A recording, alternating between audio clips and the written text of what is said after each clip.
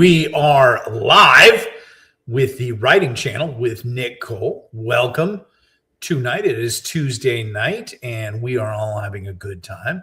I'm probably here right on time, but most people are probably expecting a little early.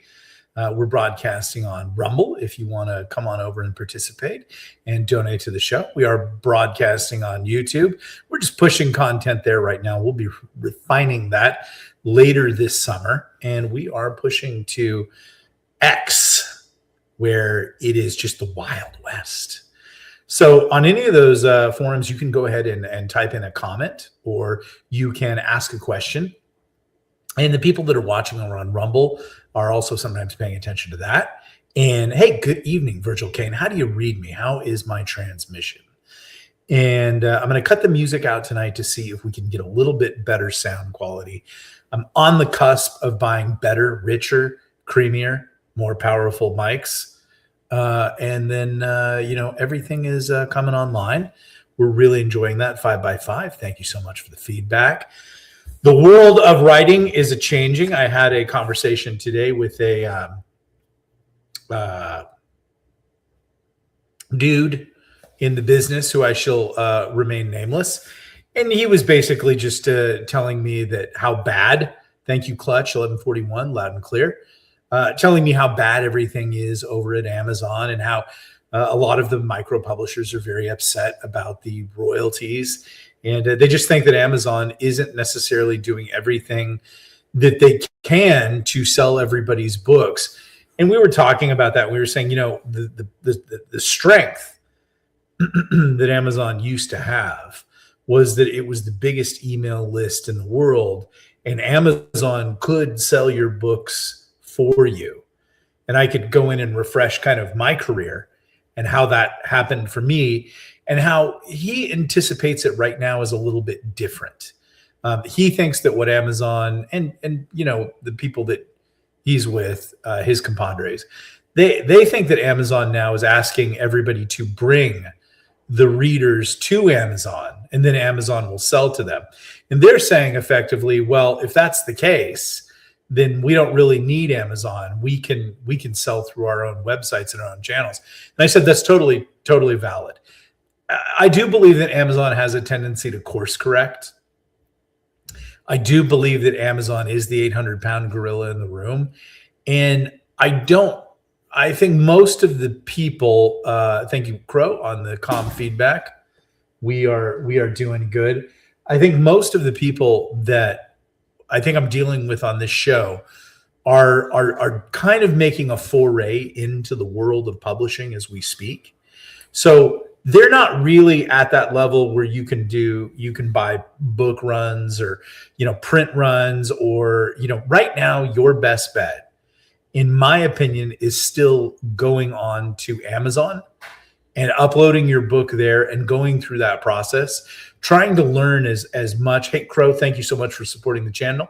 $10. We're going to spend that on coffee. And he says, if you're going to be a bear, be a grizz. 100% on that. Thank you, Leo, for the feedback on the channel. It's much appreciated. Where's the jazz?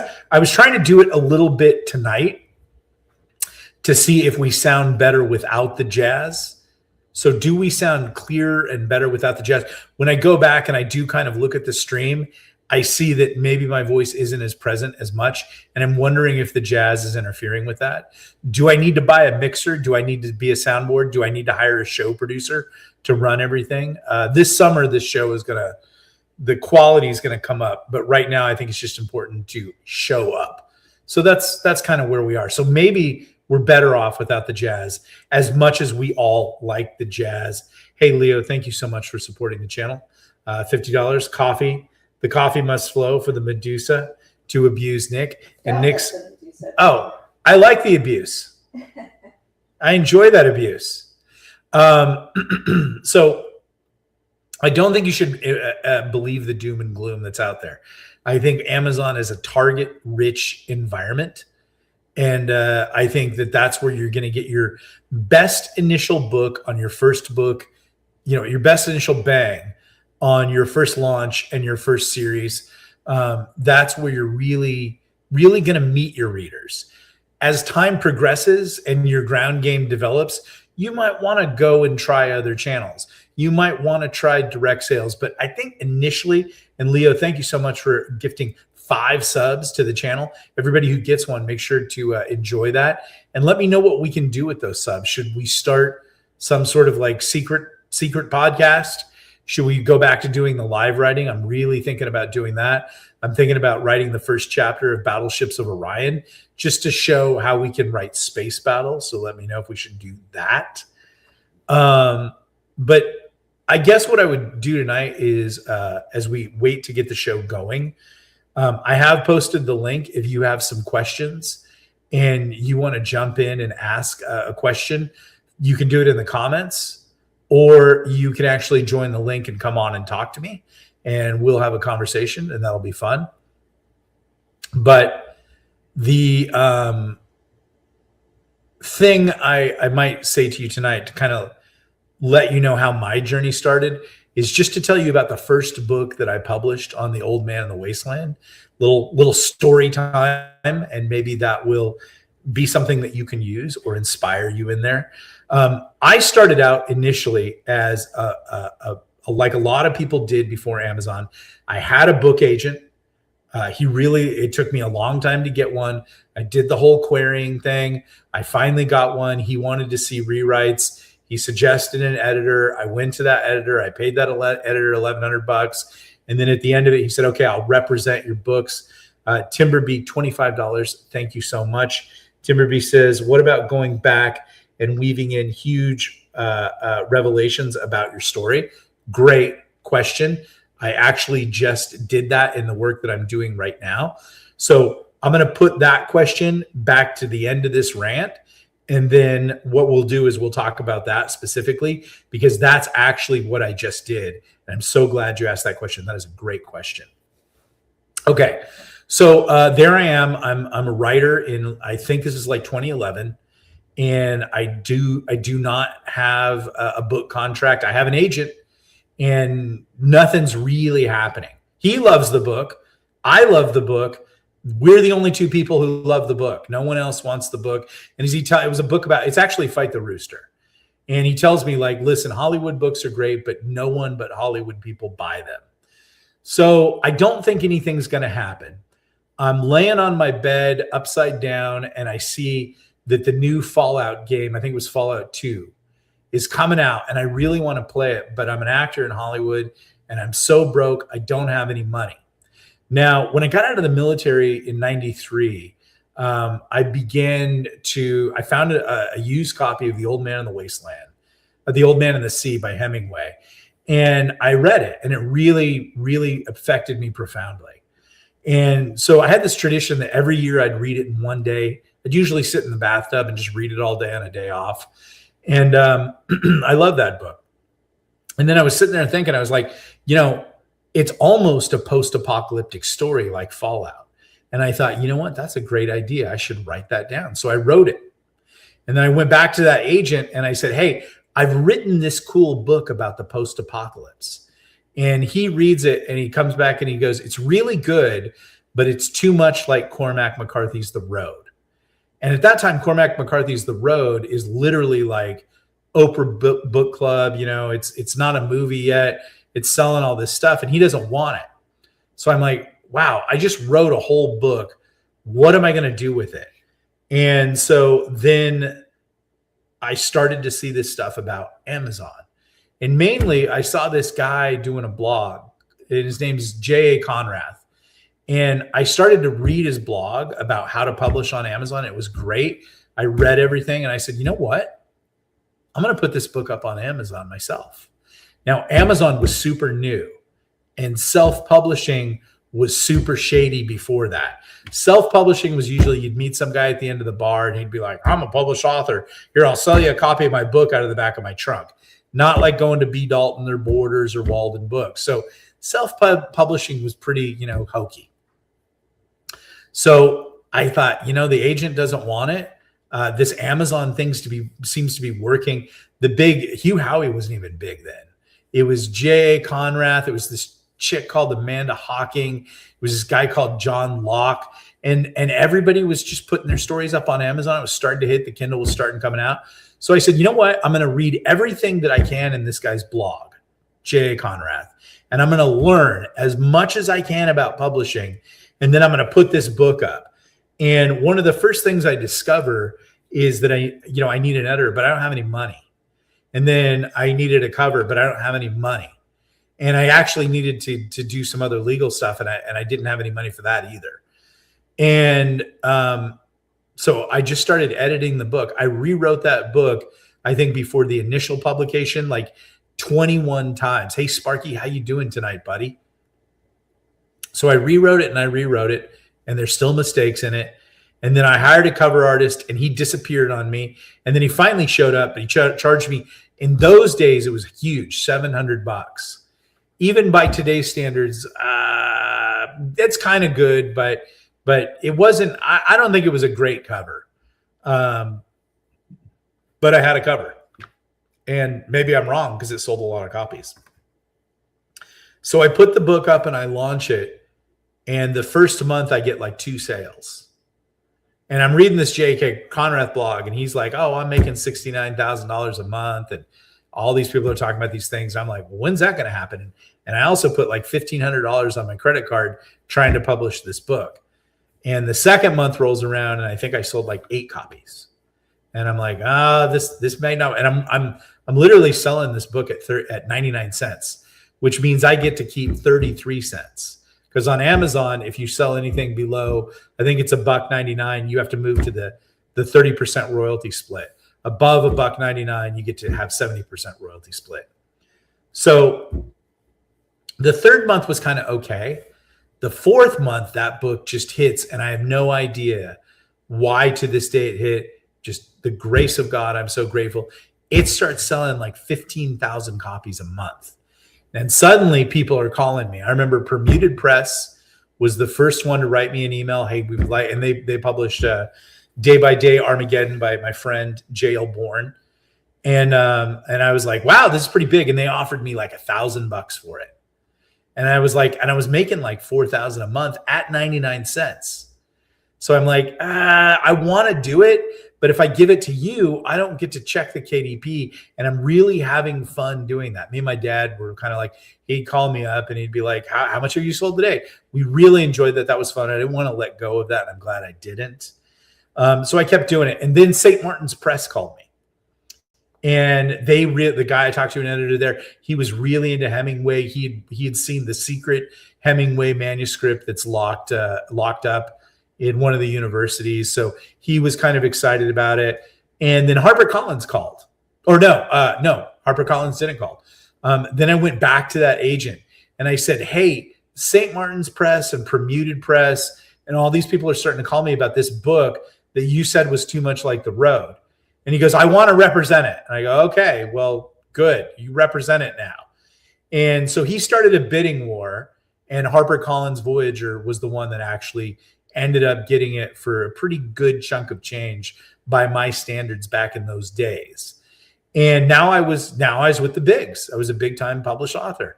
And that's what you kind of think that you want that whole in time.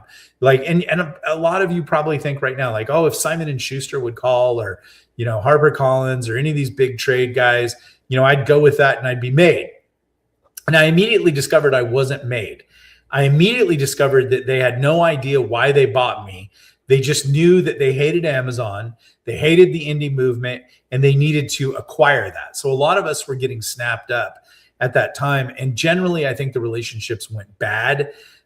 They didn't want us to publish like indies. They wanted us only to sell through their website. They didn't want us to post Amazon links. They would invite me to Comic-Con and I'd show up at a panel and had fun experiences, and I wouldn't have any books to sign. And it was like, and then they bought really crappy covers. Their editing, there was problems there. And it just wasn't a good relationship. And the main thing is the fire that they thought they were going to buy off of Amazon really didn't materialize, because if you understand Amazon, we had to take down the book from my account, which basically lost all the sales. and then restart it anew with them publishing it on Amazon and doing a really terrible job of it. And they didn't know that, and we didn't know that. And Amazon, I don't know if they were sharing that, but like we didn't really understand how the algorithm worked at that time. But that was basically the death of The Old Man in the Wasteland. It had sold about 69,000 copies, and that was probably all it was ever going to sell. It still sells for me now, like one copy a day or so. But that was all it was really going to sell back then. And it went from like full tilt rolling. Hugh Howey was just behind me with Wool, and it was like the number one book. I was ahead of George R. R. Martin, all that kind of stuff. And it just died. But hey, I was with the bigs now. I was a big time published author. So they wanted 2 sequels. I wrote those sequels. Those sequels never went anywhere. I still run into people to this day who have no idea that there are 2 sequels to that book, and they love that book.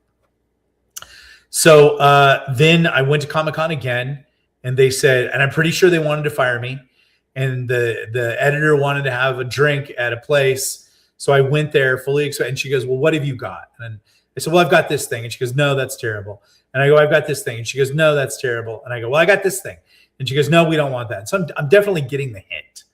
And then Nicole, the Medusa, says, well, you have that Space Marine thing. And the editor immediately goes, well, we always buy Space Marine. That was a funny comment, she said. But she literally said it like that. We always buy Space Marine. So wasn't that great of the Medusa? She completely saved my career at that point. I didn't even remember that thing that I read. Thanks to God, as she says. It was awesome. So the Space Marine thing was Soda Pop Soldier. So I published Soda Pop Soldier with them, and it was a hit for them. They got like big, it got Publisher Starred reviewed weekly. It was kind of a gamer novel. The only other one out there was Ready Player One. So it was really groundbreaking at the time. It did really well. They said, okay, we want a sequel. So I wrote them a sequel, and that's a story for another time, because basically that sequel got me fired because I wrote some things in there they didn't like. And then they said, you need to change these things. And I said, well, I'm not going to change these things.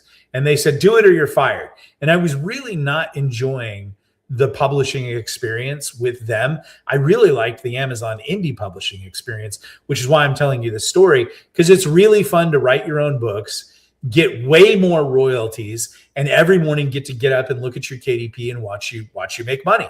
You can kind of plan your life like that.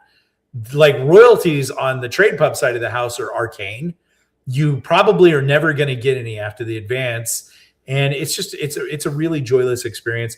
And like my agent, who eventually fired me over the Control-Alt-Revolt debacle, said, no one in publishing makes money writing books. And I'm like, then why are we doing this? But I had stayed in touch with the indie side of the house.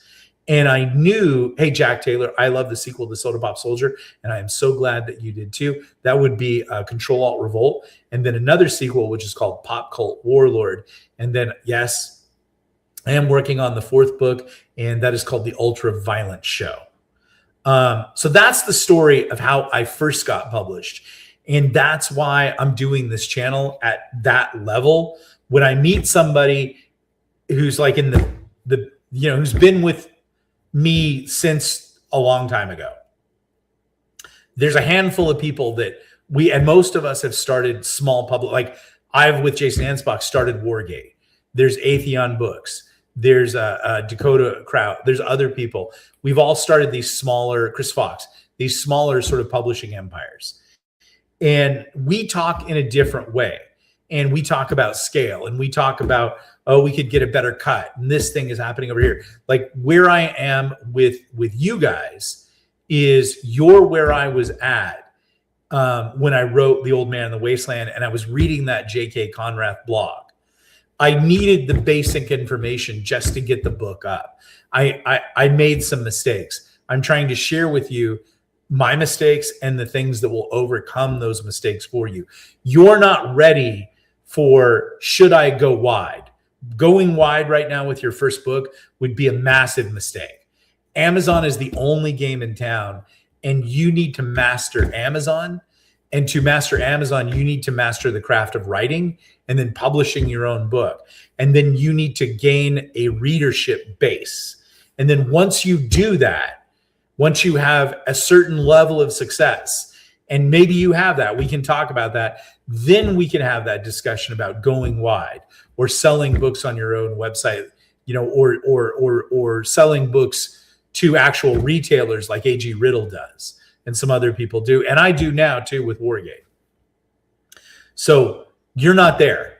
So that's why I try to keep this stuff basic, where come and ask me your questions about writing.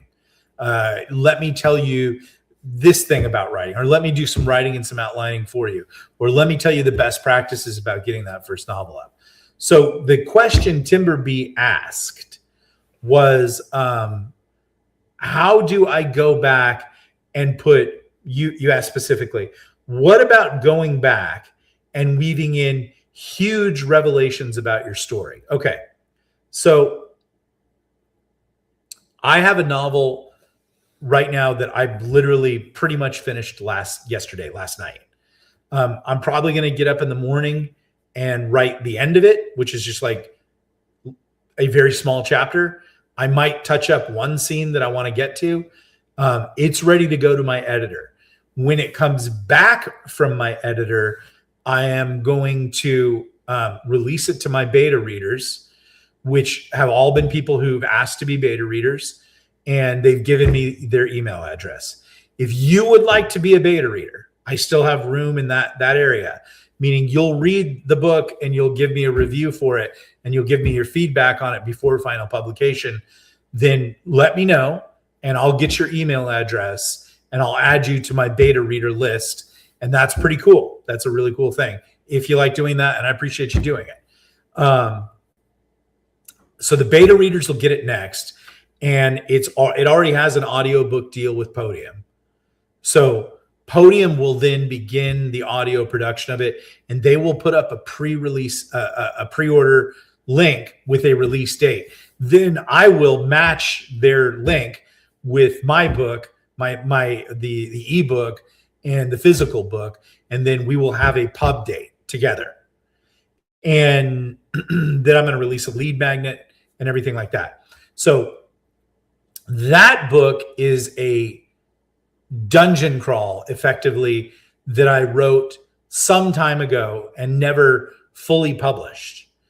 And this year, I kind of saw how Galaxy's Edge was winding down, and Forgotten Ruin had hit its kind of hard break. It'll be back. There will be other Galaxy's Edge stories, but I had some free time, and I realized that in the quiver or the arsenal of my career, I needed to begin to reclaim my own publishing name and my own KDP account, because for several years now, I've published with someone else, a writing partner. And that is winding down as that writing partner has other publishing commitments. And I also want to publish things under my own name to strengthen my own brand, because that's smart. And I encourage the other person to do this too.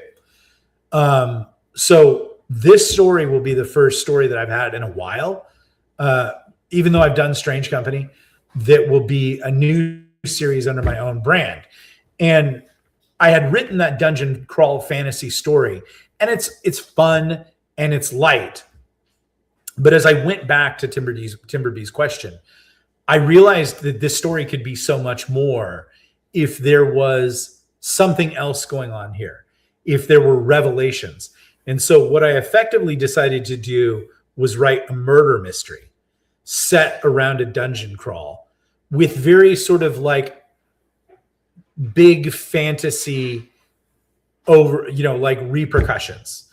I don't want to say Game of Thrones, but at that level of Game of Thrones, but also this sort of survival expedition entwined with a murder mystery. So to do that, I've actually spent 6 months rewriting that entire manuscript, and it was only at about 70,000 words. Now it is at about 200,000 words. I have the covers. I have the cover for the second book almost. I have the lead magnet cover. But to your question, Timber B, going back and adding huge amounts of text for revelations is great. And that's why in all these things these classes that we've done, or these talks, or these shows, or these office hours. And I thank you very much for supporting them. All of you have been buying me tacos and coffee. I tell you, like, just write the book. Don't write a chapter and then get up the next morning and write another chapter. Don't read back. Don't try to fix it. It's not done yet. There's no sense in fixing it until it's done. But just write from it's a dark and stormy night until the end. And then you have, just like me, that 70,000 word manuscript. Now you absolutely are not going to publish that on Amazon the next day. What you are going to do now is you are going to rewrite that book again, top to bottom. And that's called editing. But you're really just going to rewrite it. You're really literally just going to read the sentence and go, does that sound good?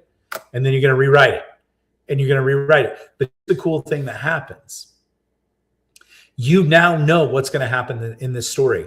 In the first book, you may have kind of had some ideas that's going to happen. You may have had a beginning and an end. You may have had an outline. But what you will find, yeah, that's me clearing my throat. What you will find, and maybe I need to talk lower and deeper in my real voice. What you will find, because I'm kind of a low talker. So when I talk normally to people, I actually talk higher and louder, and my voice gets stressed out. Actually, I talk lower at this voice. So yes, my voice looks like my face. What you're going to do when you rewrite a book that makes it really interesting is when you initially write the book, interesting things happen. Characters can sometimes do things that you didn't intend. When I wrote Galactic Outlaws with Jason Hanspach, I didn't know Tyrus Rex. Thank you so much, Tim Ward. And thank you for loving my face. Generally, I get up in the morning and I only think my mom does. The Medusa tells me that she does, but she's lying. She's a liar. I didn't know that I was going to kill Tyrus Rex the day that I killed Tyrus Rex. That sounds like a great line for the opening of a story, a bounty hunter story. But it just, the story cried out for it. We had reached that moment. That was the only thing that could happen. We don't want to do Mary Sue storytelling. We want to do what the story tells. And I think sometimes spiritually, thanks to God, thanks to the Holy Spirit, we know this is going to happen. It's just sometimes we don't know it's going to happen until it suddenly becomes abundantly clear that this thing needs to happen. So there's surprises when you write, and it's fun. Like, that's why you're writing. Like, and I think sometimes we get in this burden of like thinking that you have to have everything planned out. Well, why can't you just enjoy the story too as you write it? You can have fun. You can do dangerous things. You can go off the rails. So that's what I did. And that's the first draft. Now, the cool thing about the second draft is you know everything that's going to happen now. But when you rewrite it, you find these things that I learned about in improv called explore and expand. You find things that you wrote so fast just to get through the dialogue, or to get to the dialogue, or to get to the scene, or to get through the scene. As you go back and you're rewriting, like I'm about to go and write a scene tomorrow with the dragon that's fighting these death knights. And I got up this morning, I was looking at my phone, I saw this picture of a dragon, and I saw the dragon's tail. And I thought, you know what? I didn't use the dragon's tail in the battle. I need to go back and put that tail in there. I need to put those horns in there. I need to make this thing look much more malevolent and much more magnificent and much more menacing. John the Shelter says, hey, once you write something that takes off on its own, and it's good to see you, buddy, and you feel like you're watching it happen as you type, there's no other feeling like that. If it happens, you're writing and you know 100% spot on. That is 100% spot on. So that's what we're doing in the first draft. In the second draft, we go back and we say, I could put a little more paint here. I could put a little more scaffolding here, or I missed this beat. I can explore this. And you know what happens by the end of that draft? Now it's changed again. That's how I ended up writing The Old Man in the Wasteland 21 times. And I've written it more since because I've had to republish it. And every time I publish it, I rewrite it again. So it just, I probably should stop rewriting it. It's done. Note to self, stop rewriting it. But the more you rewrite, the better that novel is going to become. And then I always tell everybody, one of the edits that you absolutely must do is you must do the one where you perform the book. And that means you lock yourself in a closet, or you do it in your car, or you just don't care, but you act that book out. You say it out loud. You read it like a narrator, and you play all the parts. And I'm telling you, that book will get tighter and better than you ever believed in your entire life. And I've seen the audience pick up on that. And it's what I try to do with my books. I used to do it a lot more. I find myself doing it less, and I hate that. But I'm trying to get to a position where I have more freedom to write and less contracts. Literally I'm contracted for like 13 books right now. And I could easily make that more. I'm hoping by the time I reach 60 to get to a point where I'm working on one book at a time, and that's all I need to do. Then I'm going to go back to rewriting that book. I'm writing a Stephen King book right now that won't be published for a year and a half. And I'm promising myself I'm going to get back to that performing the book. So those are the things that I would tell you, Timber B. It's what you just said there about putting in large revelations after you've written the book. That's actually the gold standard. That's really what you want to be doing in the rewriting. You've written it. You've gotten the frame of the house up. Now you need to decorate it.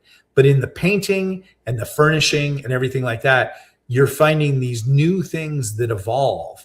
And you should have the courage to go in there and to explore and to expand on that. And then, like any good improv actor, if that changes what you've written, don't be a coward and cross it out. Be a coward and embrace it and justify it with the rest of the story. And I'm telling you, that's when you're hitting writing gold 100%. So that's an answer to the question. That is the answer to that. That is my rant on how I got published, how I started, which I think many of you are at. Do any of you have any questions tonight? Do you want to ask those in the chat? Do you want to come on and talk to me? Do you, we can even do therapy. Do you have writer's block? I don't know. What? Well, acting out scenes, the dog's watching thinking, man, what crap we have to put up with the cookies.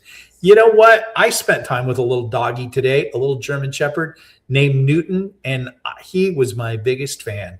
I bet he would have 100% let me read books to him, and he would have just sat there. Your dogs, they love you, Walt. Says Stephen King book, hugely intrigued. Expound on that. Stephen King book. I got a contract with a new publisher who is very exciting and very interesting and has Hollywood connections. And I said, well, I'm known for doing Space Marine stuff and post-apocalyptic stuff. And I've dipped into fantasy with Forgotten Ruin. And I kind of want to write a Stephen King novel. And the reason I want to write a Stephen King novel is Stephen King, like I know Stephen King is Stephen King. But I'm just going to say it. He is a great writer. He had a profound impact on me as a young person. Tolkien and Stephen King were my first, like, I want to be a writer. Tolkien, because I was a fifth grade kid and I was going through the student library and I found the Two Towers with the cover ripped off. And I read it. I just dove into the Two Towers. I'm like, what? There's books before this? There's books after this? And Tolkien was what made me want to be a writer. And then I think I was in college and I was just about to go to the Army and someone gave me a Stephen King book of short stories and it was just blew me away, Skeleton Crew. And then I read Night Shift. And then I started to read the novels, and I was like, I mean, the guy can just write. And I thought, this is pretty cool. Like, and sometimes he writes a lot about writers. So that was attractive too, the writing lifestyle and things like that. So I think I've identified the things about Stephen King that make a Stephen King novel to me. I think to a lesser or greater extent, I have been writing in that certain way, but now I'm really going to go in and sort of embrace what I call pastoral Gothic Americana, which is what I think Stephen King is.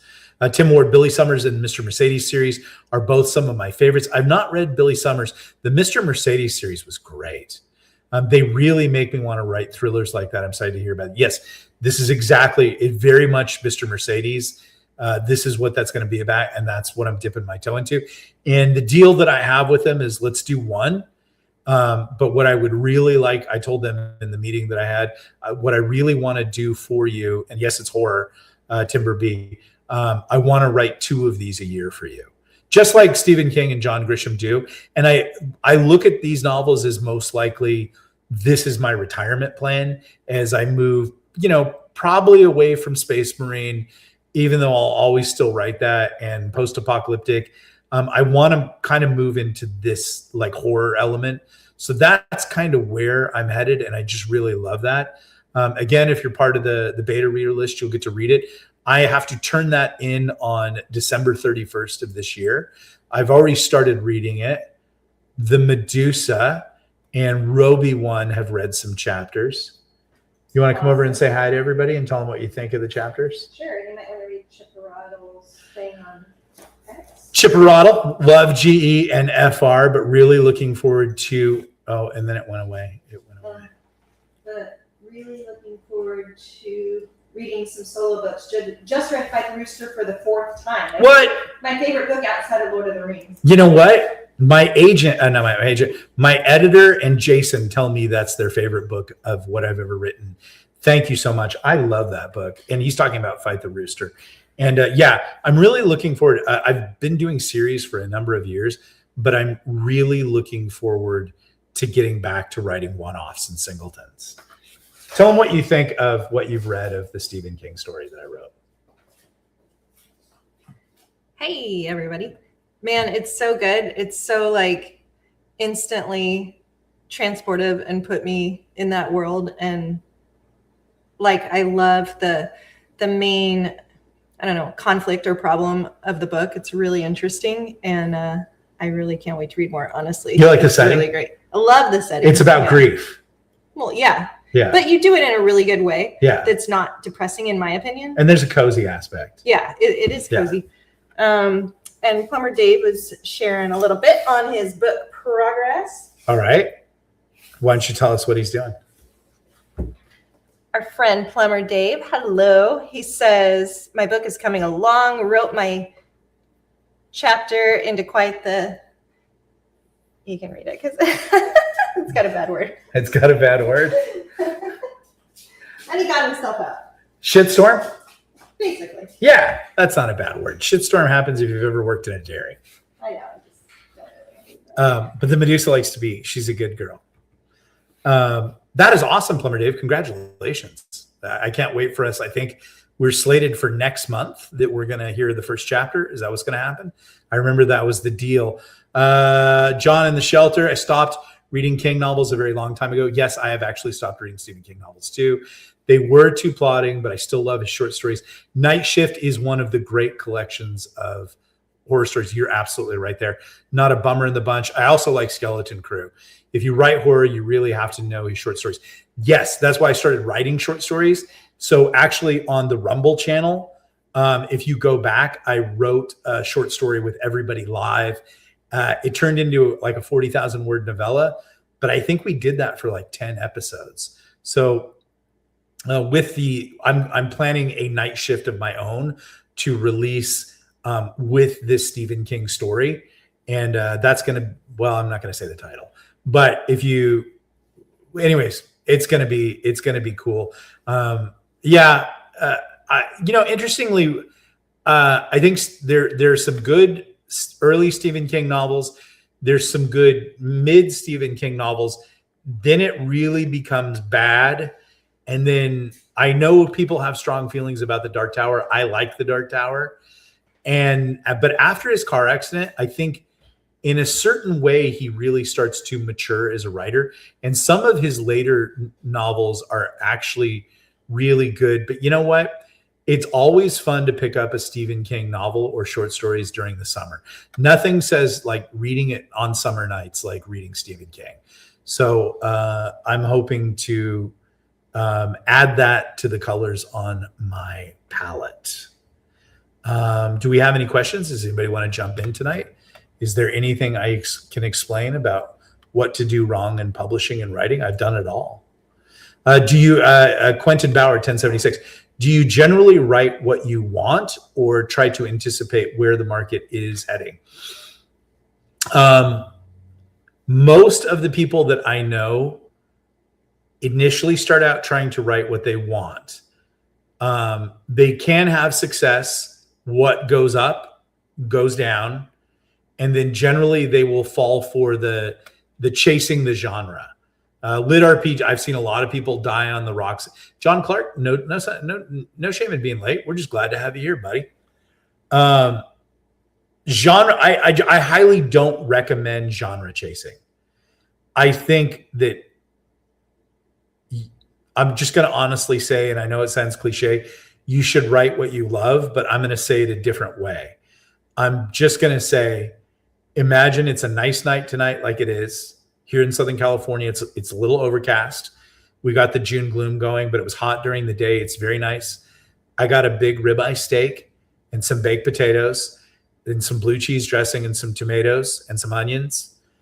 And I have nice lights out in the garden. If I was going to read a book out there tonight, I know what kind of book I would probably want to read. I probably would want to read a Stephen King book, or I'd want to read a Conan novel. I've read them all.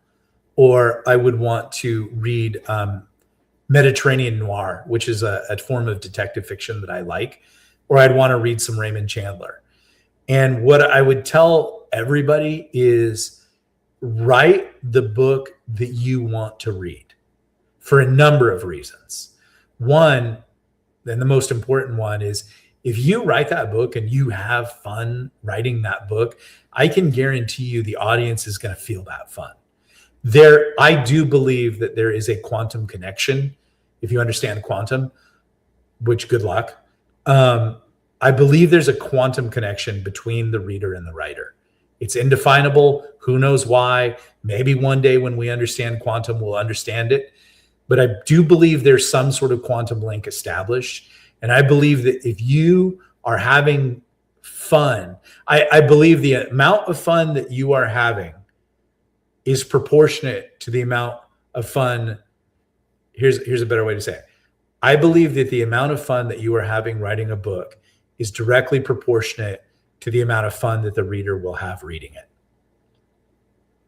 And you're absolutely right. I believe that whatever feeling you're feeling comes through when it is read. 100%. That's why I'm not a big believer in over describing things. Let the reader have their experience with the book. But it's absolutely vital that you love this book. Now, when you genre chase, do you really want to write lit RPG? Do you really feel like I said, I wrote Old Man in the Wasteland because I wanted to play Fallout and I loved Hemingway. And suddenly I dipped my peanut butter in my chocolate and I was having two fun favorite things together at once. And I was having a blast. And I think that comes through in that book. Same thing with writing Galaxy's Edge. It's kind of like Star Wars. Same thing with writing Forgotten Ruin. It's kind of like D&D. Same thing with writing Strange Company. It's my homage to one of my favorite books, The Black Company by Cook, and I love writing that series just for writing Chief Cook and everybody else. But that book is, it's a lot of fun. And I can tell that a lot of people have fun with that book because of the quotes that they give me back to it. So I definitely think that. So the answer that I would give you is let's stay away from genre chasing. Let's concentrate on writing the book that we want to read out in the backyard tonight while we eat a steak, or listen to. Let's, the book that you want to sit on your nice big comfy chair with a martini and get lost in Hyperborea, or 1930s LA. Whatever it is, like, have that fun. The main reason is the reader's going to have that same amount of fun. The other reason is, oh my gosh, what if you get successful?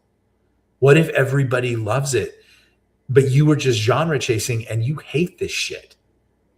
And now you've got to write it to make money. I know people who do that. I know people who make money writing things and they hate it. You don't want to be that person. You want to, oh my gosh, I gotta sneeze. You want to be the person who's doing what they love. So I always advocate anticipate success. So if you're working on something and you don't think it's going to be successful, that's a conversation you need to have. And you can come on here and we can talk about that, why you're having that problem. But what if you write something that you love and you find out every other weirdo in the world like you likes it? And now you're all doing something that you love. You're writing what you love and they're reading and giving you money for what they love. Like, doesn't that seem to be like the best possible outcome? Question from Leo. Question: was there anything Nick regretted writing books, not the commentary on? No, je ne regression, as the French singers say. I have no regrets. You're welcome, Quentin. It was my pleasure.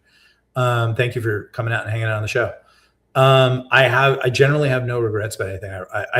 I have the powerful ability. I get approached on a lot of contracts. I've got approached to write big things with big people, and I've generally said no. I've said no for a lot of reasons. Tactically, I only want to build my brand. I don't want to build someone else's brand. If I'm going to do the heavy lifting, and here's the deal: I like doing the heavy lifting and writing. I have plotted and planned books with other people and gotten really excited about it, and then realized, like, I want to do them a favor, and I've done it. I want to write the whole book myself because I believe in it so much. Well, that's cool, right? Well, no. Now I have to give them half the money and they didn't do anything. I don't want to do that. So whatever I write, I generally don't regret it. If I don't want to write it, I can sense the regret beforehand. And so I just I've learned one of the most powerful words in the universe, and that word is no. And the more successful that you get, the more important it will be for you to learn the word no. Because what happens is a lot of people come to you and they see your success, and then they want to get that success. So they offer you all kinds of deals and things and everything like that. But you really just have to step back and say, do I need this? I love writing this book. I don't need anyone to help me write it. And I love keeping all the money for it. I don't need to share it with anybody. I've already got to share it with the audiobook producer, and I've already got to share it with Amazon. I don't need to share it with anybody else. So no. John Clark, I would love to get a chance to come on for a moment, please. I've got a question for you and something I would like to share. Please do come on. All you got to do is type this hot types / StreamYard.com 3 Echo Uniform Hotel India Tango Whiskey Zulu Kilo Papa. Just paste that into your browser, and then I'll see you right here, and you can come on the show. Does that work for you, John Clark? The word is a complete sentence and a complete answer.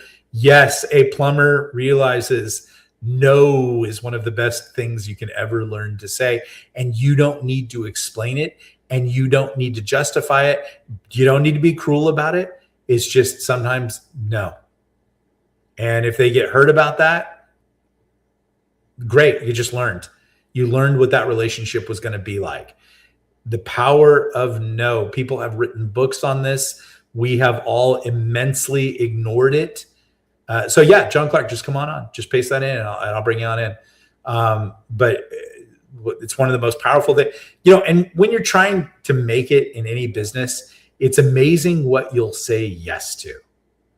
And then there you are, you're stuck in something. So the answer is no. All right, let's bring John Clark on and have a little conversation. Let's see if I can add to the show, add to the stage. Hey, there you are, buddy. Hey, how you doing? I know who you are. Yeah, you do. You're the world's. You're the last Boy Scout. So I couldn't be there for the start of today's session because we were at Boy Scouts, but thank you for having me on. I really appreciate it. My pleasure, boss. All right, so I have the weirdest question that you're going to get tonight. Sweet. Which is, I am having trouble. How do you stop writing? And I ask that because, like last night, I was writing up until I made the mistake of writing right up until the point that I needed to go to sleep. Yeah. So I shut the laptop and my brain is still going. I wrote like another 3,000 words in my head because I couldn't shut it down and I couldn't get to sleep. How do you flip that switch? I would say that I don't think you need to right now. It'll come. It'll eventually shut down. It'll eventually. Okay.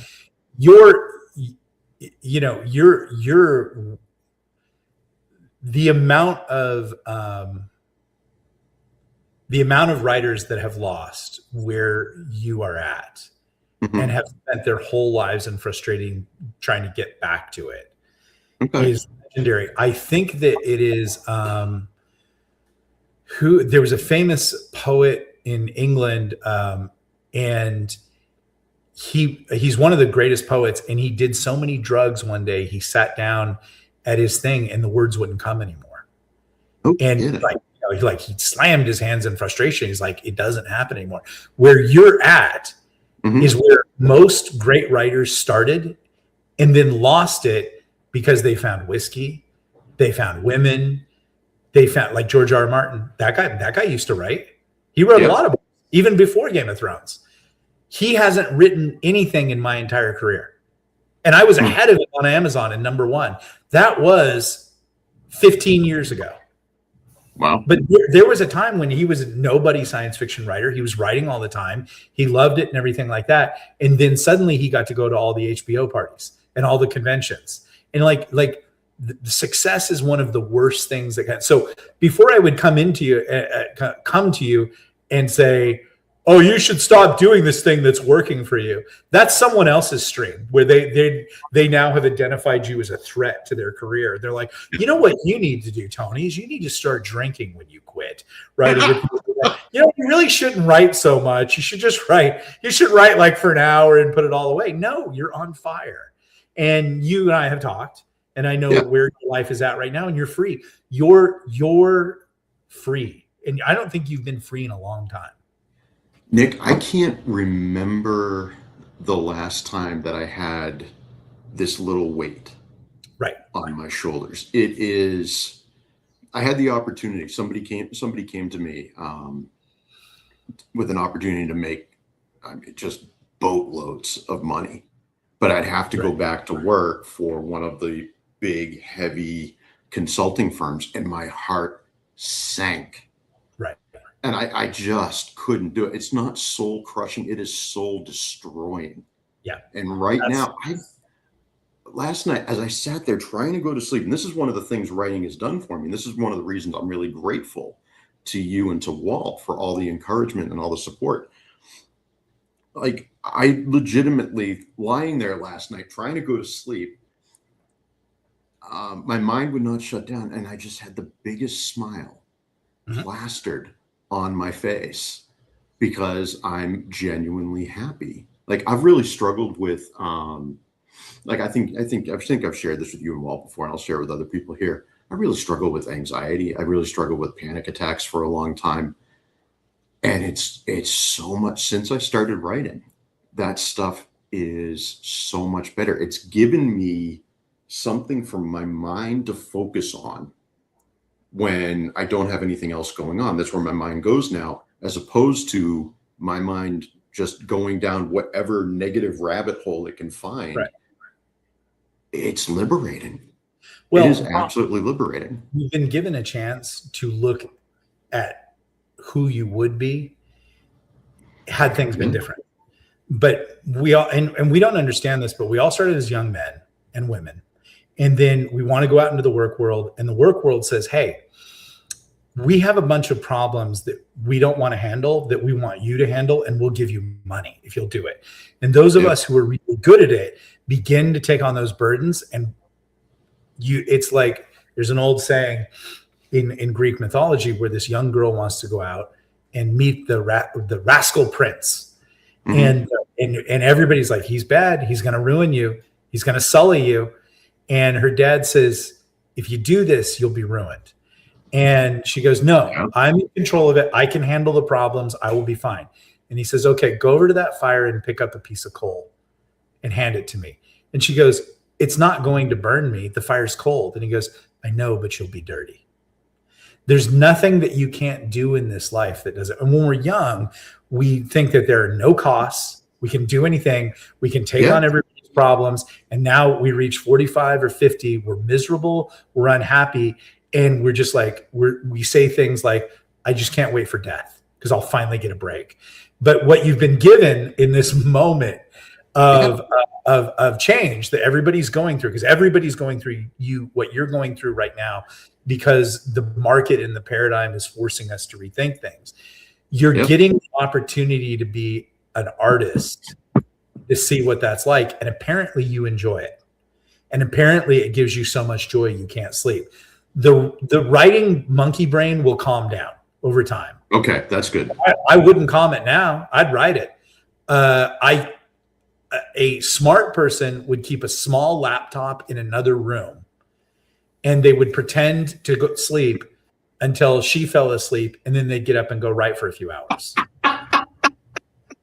And just, you can take the one Hemingway thing is like, you can write until only you have a little bit left, and then save that for tomorrow to put some water in the pump, to prime the pump, to come back to it. That's legit. But right now, I wouldn't turn you off of this. And that's awesome. That's not the question. The bigger question is, I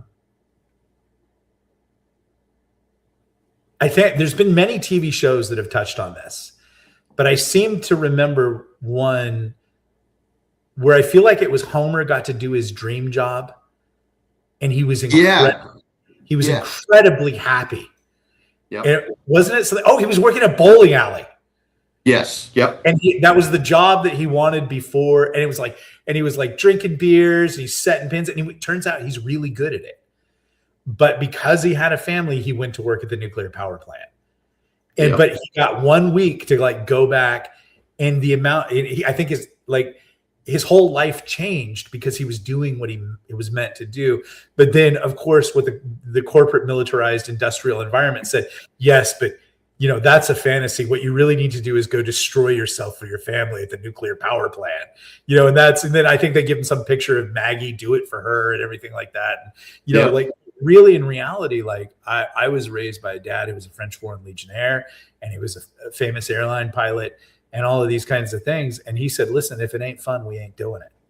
And I've just kind of lived my life like that. But I mean, I've written some pretty hefty duty checks to keep doing this fantasy camp. Yeah. And there's time, like this was 1 year where I didn't think I was going to make it, and then in the span of 1 week, it all came together. I'm like, oh, I can still afford to do this. But I've, because of other things that I do, and say, which I don't do here, but I do over at Control Alt Revolt. Mm-hmm. I've been opposition research by the New York Times. I've been implicated with the bad people for the bad things, for saying freedom shit.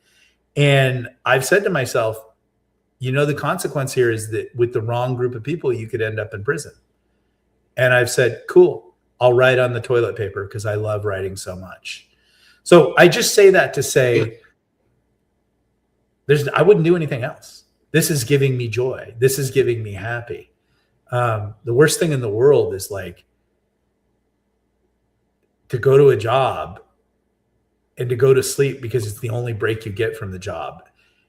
And then Good five, the alarm hits at 5 and you go, I'll push it till 6 because I just, I get up, like I do the opposite of what I recommended. I have the laptop in the other room. I get up at 4 or 5 and my wife sleeps in, and I really should make more time of my writing. But sometimes I just go out and work through the day of writing because I have there's writing, and then I have the administrative duties of writing and the business aspects, and then the partnerships and things like that. I spend like probably the first 2 hours organizing all that, and I love it. And sometimes, like right now, I'm building a new website because it's about writing. I love it. I'm doing different, like, I'm going to use these links over here. I love it. Like, I love everything about writing. I stop writing on Saturday night, and it's quiet, and everybody's like gone off to do their Saturday night shit. And I look at this writing desk where I'm at, and I'm like, I literally say, we had a good week, didn't we? And then I go inside and my writing's done for the week. I think you should rest. But if you're on fire, right. I dream about my writing all night long. So you're good.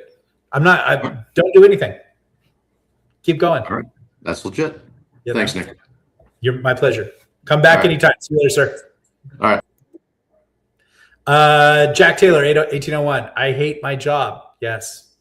I had to work a lot of jobs, and I hated them, but I kept my eye on the prize because I knew I always wanted to do this.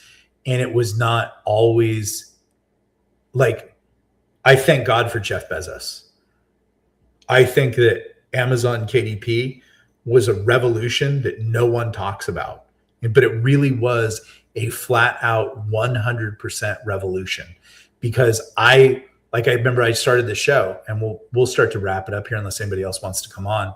But I started out as a guy with an agent that couldn't get a book sold. And I was ahead of like 95% of the people, because most people can't even get an agent. And it was such bullshit because there were 5 publishing houses, 6 if you count St. Martin's, but nobody did because it was so small. And unless they said yes to you, unless they blessed you, unless they gave you the green light, your books didn't see the light of day. And I don't know what everybody else's experience in life is, but I've learned that it's all bullshit. It's all a giant cult. It's all a bunch of Jeffrey Epstein type losers trying to get what they can get out of people and promoting the people. Like, do you think the people that you see on TV in Hollywood are the people with the most talent? Because I can tell you they're not. I was an actor in Hollywood. I know I saw 2 people this weekend do A Lion in Winter that are way more talented than practically anybody in the Odyssey that we're about to see. You don't get made when there are gatekeepers because you're good. You get made because of nepotism. And what Amazon did for publishing is Jeff Bezos said, I need to sell some toilet paper, and I need a reason for people to come on this website. So I'm going to invent this thing. I'm going to sell books, and then I'm going to invent this thing called the Kindle. And then I'm going to tell all these wannabe writers, one of whom including was his wife, and they can put their book up for free, and I'll give them part of the money for the sale. That was a revolution.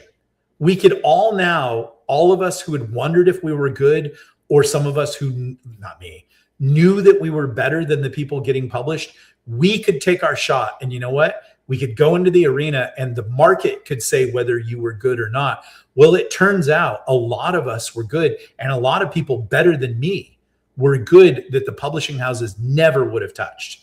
And now, instead of going insane because their genius was frustrated, they could actually be paid for it. And that is the most honorable thing in human society, to let a man or woman ply their trade and be paid respectably for it. I'm not any kind of weird communist or anything like that. I'm just telling you, like, capitalism, like it's a wonderful thing to be able to earn money for writing something that you worked hard on. And as Hemingway said, opened up a vein and bled all over the page for. And those bastards in the system wouldn't let us unless we went to their school and paid them money, and they had sex with us in a lot of cases. Like that, it's degenerate. It's bad. And what Jeff Bezos said is, you don't need to do that. But if you think you're such hot shit, put your book up and let's see. And a lot of us did. Some people failed, and some people blew everybody away. And that is a revolution no one talks about. So that is the show tonight. I have enjoyed spending time with everybody. Let's do this again next Tuesday. And come with your questions. Or if you want to read some stuff on air, we can go through it together. Whatever you want to do, but I am here for you. And what I'm noticing in the chat, and what I'm noticing that's even more important than that, is a lot of us are here for each other. And I think that's pretty cool. Have a great